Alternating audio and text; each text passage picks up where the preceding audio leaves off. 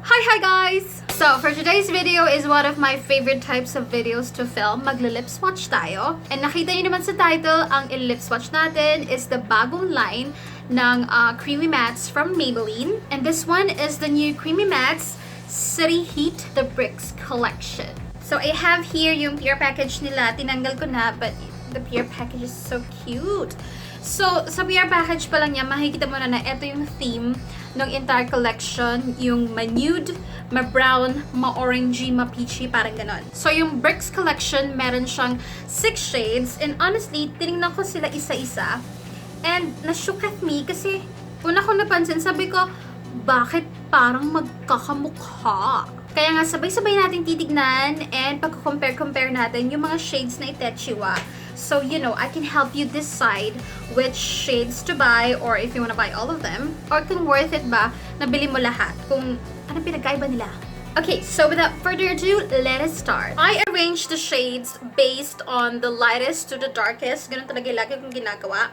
And based on my judgment, ang unang shade na isi-swatch natin is SoHo Nude. Look at that.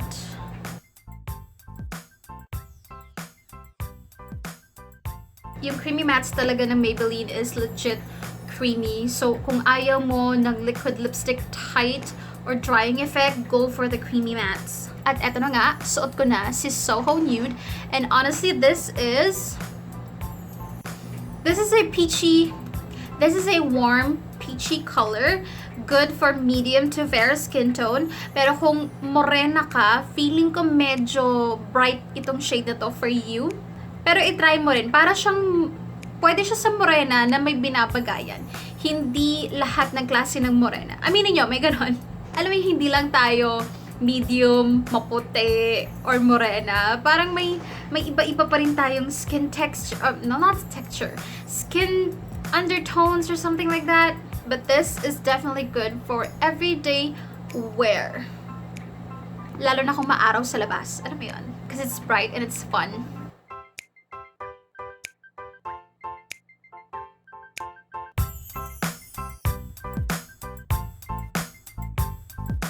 Actually, para ma-compare natin ng bonggang-bongga. Ayan, isa-swatch ko dito. That is SoHo Nude. Next shade that we have is called Midtown Pink.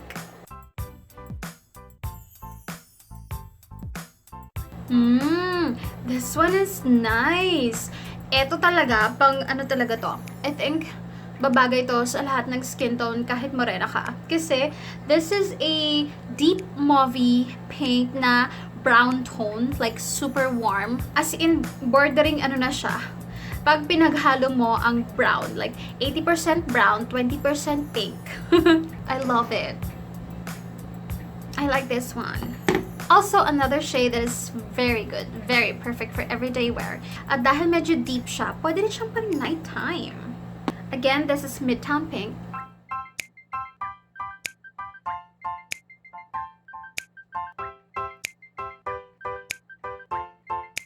So, anong pinagkaiba niya kay SoHo Nude? Well, malayo definitely kasi si SoHo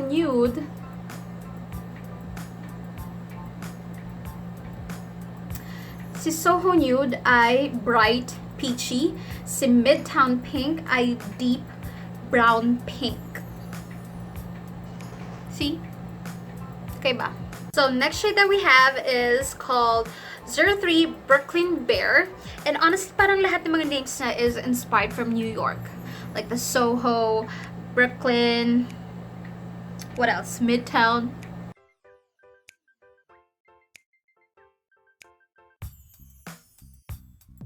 Alright guys, so I'm wearing Brooklyn Bear.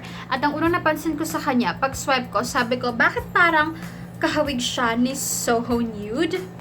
Let us compare.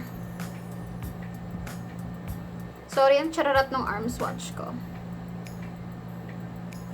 Ayan o, parang magkamukha sila ni SoHo Nude, diba? Pero let me tell you in person na ito, si SoHo Nude, it's brighter and it's lighter ish, parang younger, parang more summery. Pero etong si Brooklyn Bear, which is this one, mas meron siyang brown tone. Eto kasing si SoHo Nude, like bright peachy. Pero si Brooklyn Bear, mas ma-orangey pero deeper. Do I make sense? Parang si SoHo Nude is for daytime. Tapos if you want like the same aura or the same shade of lippy, pero nighttime, go for Brooklyn Bear because it is deeper. It's from medium to fair skin tone. Hindi ko sure sa mga morena kasi yung mga orangey tone na ganito, may binabagayan ulit na morena. I hope you understand pag sinasabi ko yun kasi I have morena friends and whenever I do their makeup, some lipsticks bagay kay ate ganito na morena. But then, pag tinry ko sa ganitong isa pang friend ko na morena, parang hindi masyado. Pero they're both morena. It's like their undertone is different. One is morena, pero bronzy, golden, ganyan. And the other is morena, pero like, may grayish, cool tone. Alam mo yun, yung undertone niya. So again, this is Brooklyn Bear.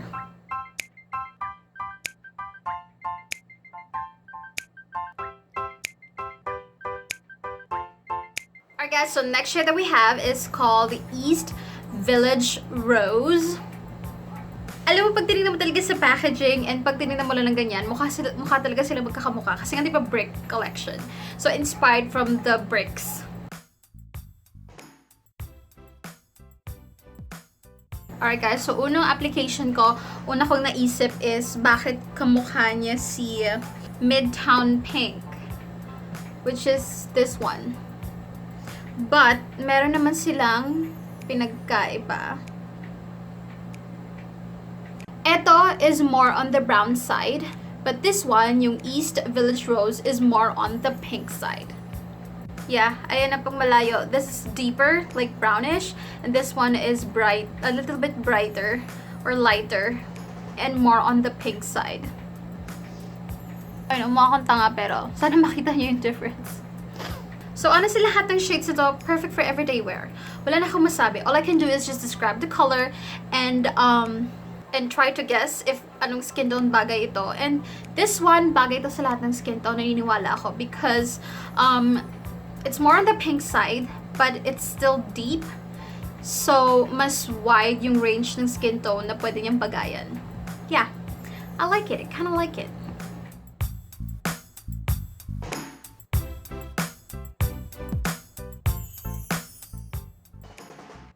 So we are down to the last two shades. Unahin natin to. And this one is the shade Madison Red.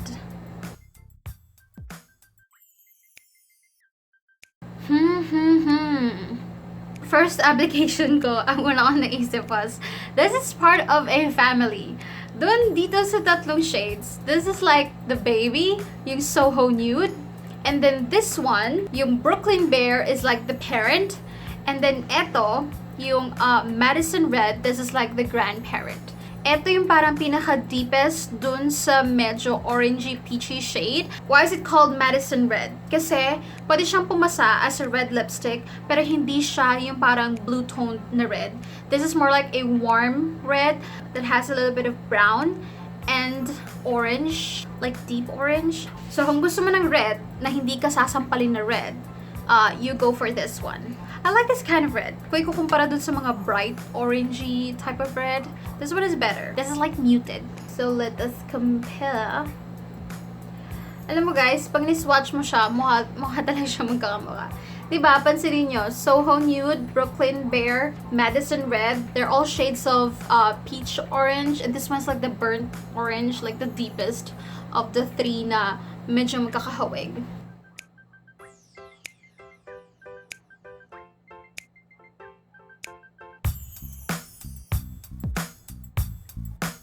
And we're down to the last shade, which is NoHo Amber.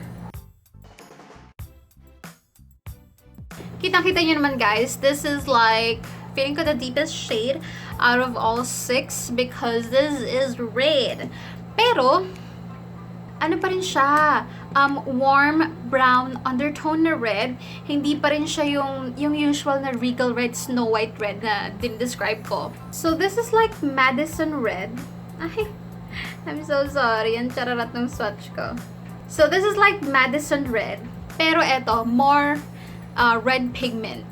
So kung gusto mo ng red lipstick na medyo more on the burnt orange side, go for Madison Red. Pero kung gusto mo ng mas a little bit on the redder side, go for NoHo Amber. It's the kind of red na parang napupusuan ko. Kasi yung mga nakaraan, pag merong mga red, tapos medyo orangey or something like that. Yung blue tone kasi, pero eto, warm tone talaga siya. Ingat nga lang kayo kasi meron siyang tendency to make your teeth look yellow. Pero hindi naman sobra, hindi naman masyado. Pero this is the type of red na mararecommend ko. So again, this is NoHo Amber.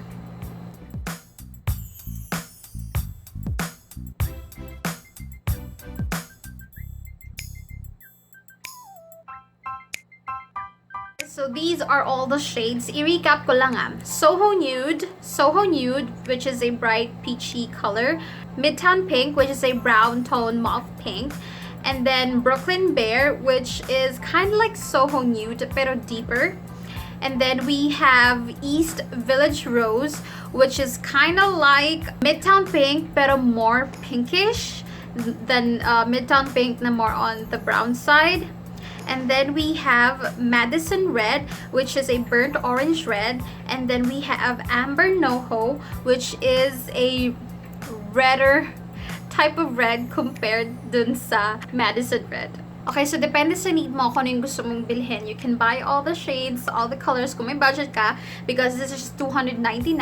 And my God, kakasale lang sa Lazada. And hindi ko sure kung sale pa pag-upload ko nito. So go check out Lazada. Pero don't worry, kung hindi na siya sale, magsisale din ulit yan. Laging nagsisale yung Maybelline Kaya favorite ko yung Maybelline Personally, I would get SoHo Nude kasi wala akong bright peachy na wearable pa rin naman. And then, I would get yung Midtown Pink, which is brown and pinkish, which I love.